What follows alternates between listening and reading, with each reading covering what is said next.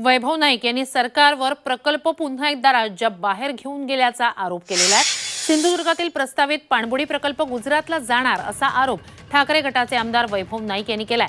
पाणबुडी प्रकल्प पद्धतशीरपणे गुजरातला नेल्याचा केंद्राचा डाव आहे। 3 मंत्री सिंधुदुर्गातील असतानाच प्रकल्प जाणं म्हणजे महाराष्ट्राची गद्दारी आहे असं नाईकांनी म्हटलंय। तर हा प्रकल्प राज्याचा आहे, तो बाहेर जाणार नाही अशी ग्वाही मुख्यमंत्री एकनाथ शिंदे यांनी दिली आहे।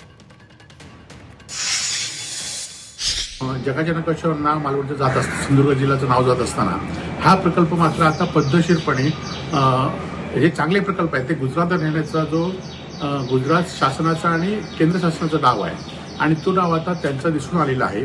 आणि यावेळी सिंधुदुर्ग जिल्ह्यातले 3 मंत्री या राज्य सरकारमध्ये आहेत, एक केंद्रीय मंत्री केंद्र सरकारमध्ये आहे। असं असताना हा प्रकल्प नेणं म्हणजे महाराष्ट्राशी गद्दारी केल्यासारखं आहे। हा जो प्रकल्प आहे तो आपल्या राज्याचा प्रकल्प आहे, तो राज्यातून बाहेर जाणार नाही याची आपण खात्री बाळगा। MTHL आता 12 तारखेला त्याचं उद्घाटन होतंय आदरणीय प्रधानमंत्री मोदी साहेबांच्या शुभ हस्ते।